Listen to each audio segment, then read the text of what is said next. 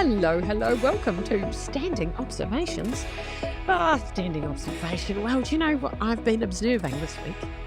What's been coming up in my life is fear. It's a funny old thing, fear, isn't it? I don't consider myself a very fearful person. Fear is not something I normally tell fear to fuck off, really. I'm a bit like, fuck off, fear.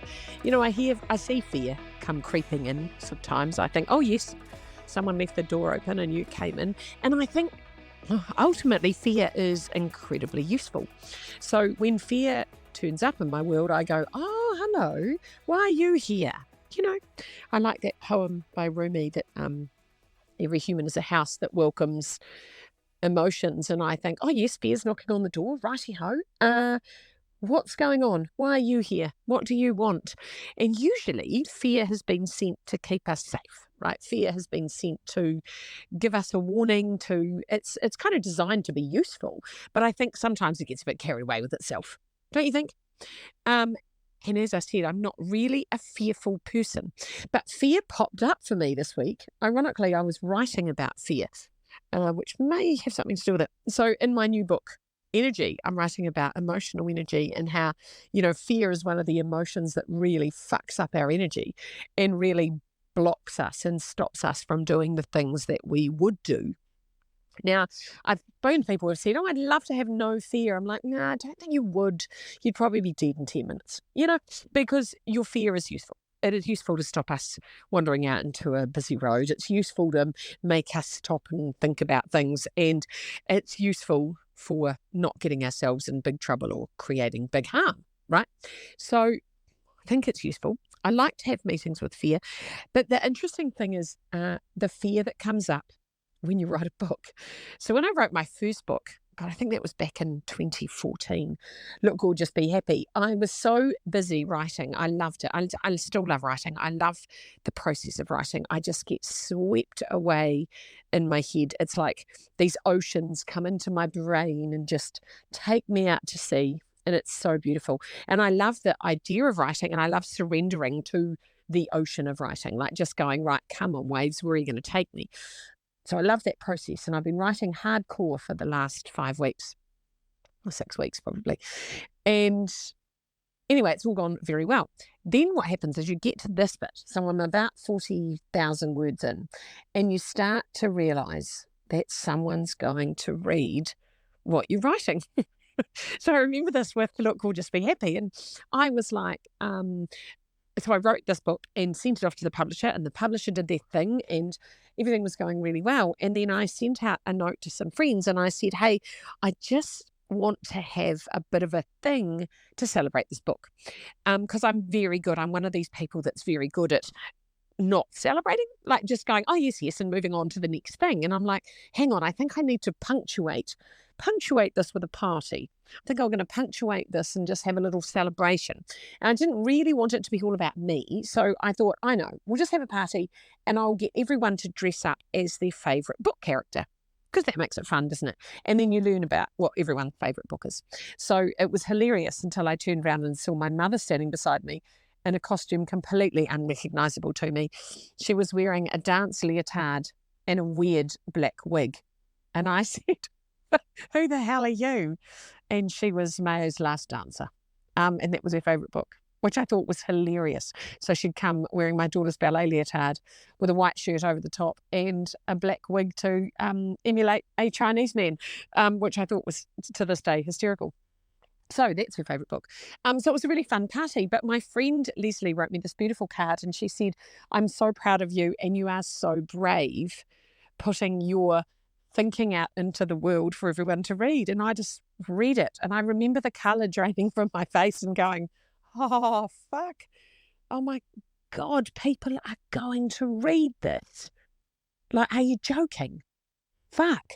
That wasn't part of my plan. I was really writing it to sort of get the words out, to squeeze the toothpaste out of my tube. But that's what I was doing. I wasn't really writing it for bloody other people to read.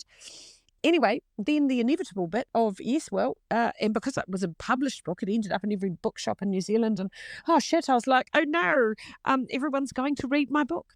So I'm kind of at that stage with this energy book. And I'm pushing the boat out a little bit here because I'm talking about all the different types of energy. And obviously physical energy is the thing that people think they need. They think they need, a bloody to eat an apple and go to bed and drink some water. And you do need to do that. That's important. And physical energy is something I've been banging on about for years and years and years. It's kind of old and boring for me now. And emotional and mental energy are fascinating to me. So where we get our emotions fuck us up and paralyze us, like fear, and all the other emotions that get in the way, and how our energy drops when we don't feel good. So emotional energy is the energy that comes from what you feel, and then mental energy comes from the energy of what you think. And if you get stuck in procrastination or bogged down or blah blah blah, you will have bad emotional energy.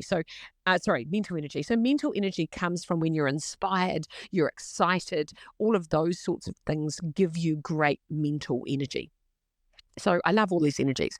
The energy I'm probably the most into now in my own life is spiritual energy. And, we get so much energy when we connect to something bigger than ourselves, when we believe in something bigger than ourselves, when we can surrender ourselves to the universe and not feel like a little gathering of sausages, a little meat suit person battling the world on their own. When you suddenly go, no, fuck, I'm part of the ocean of the universe. I am a speck of glitter surrounded by other specks of glitter.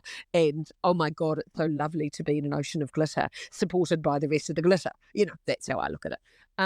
And I think it's beautiful. And I think spiritual energy is the most exciting energy to explore and play with. And it's something people are very scared. People are very fucked up about, beliefs in religion and spirituality and what does that mean? And, who do you have to be? And do you need to put a dream catcher around your neck and fucking wear crystals around your ankle? No, probably not. Not at all, really. It's all about what you believe and what you connect to. And I think connection is what every human wants. And whether that's emotional, mental, physical or spiritual, we all want connection. That's kind of what drives us, really. There you go. If you don't read the book, that's the secret. That's the end. But I'm interested in my fear around this book. And because I'm going out there with sort of stuff that's going to stretch some people who have read my previous material, there's a fear of, oh God, what will happen? Oh God. And it's like, you know what? I'm old enough and bold enough to just go, look, fuck it. Actually, fuck off, fear. You're trying to keep me small. I want to do this. I think the universe wants me to do this. I feel very strongly, I get a very strong sense that this is what I'm meant to be doing, and I'm fucking doing it. And if, someone doesn't like it, then someone can fuck off. I don't really care. But it was interesting that it came in the form of fear. So I got a parcel of fear dropped at my feet, going, no, Lisa, you should probably not do this. And, here's all the reasons why. And this could go horribly wrong. And what if people don't understand it? And what if people write in and say, you're a fucking weirdo? And then I'm like, yeah, cool. So I like to have a meeting with fear. I like to kind of sit down and go, hey, fear, what have you got for me today? And fear would say to me right now, if I was having a conversation, well, I'm a bit worried about you, Lisa, because you've got some credibility out there in the world and you're doing a lot of work and conferences and speaking and you're doing a lot of work with some influential people. And, maybe people aren't going to take you seriously if you sort of start talking about all this spiritual shit, and maybe you're going to lose credibility, and, maybe this is not going to be actually where you should go, and maybe this is a personal endeavour and not a professional one. And that's all the shit that I think fear would say. And fear would say, oh, you've worked really hard, and why would you damage it all by outing yourself with all your weirdness? And then what, and I thought about that. I thought about my meeting with fear, and then I thought, what I'd respond? I'd say, well, actually, fear, thank you for your service, fear, thanks for coming, but actually I'm going to not take your advice, because I appreciate the warning, but actually I think you're wrong. And I think you're trying to keep me small. And I think I've got something that the world needs to hear right now.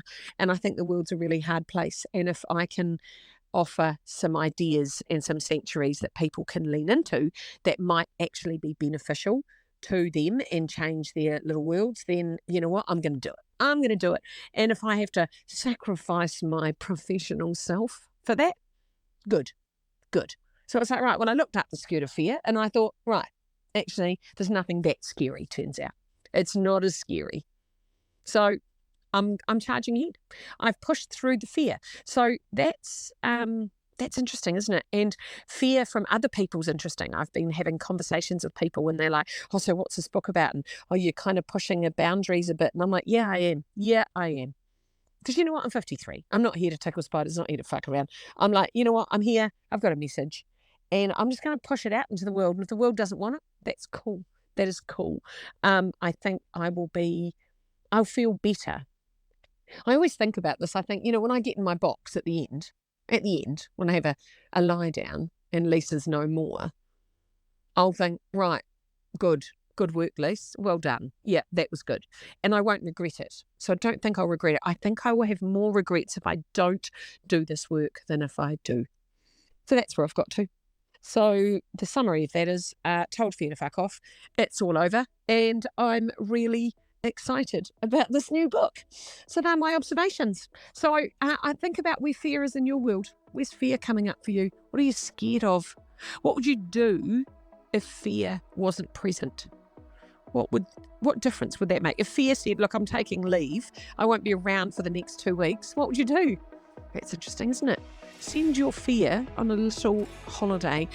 Give yourself some space to be fearless. I like the idea of that. So that is me. That's my observation. Go be fearless. Go hard. Bye.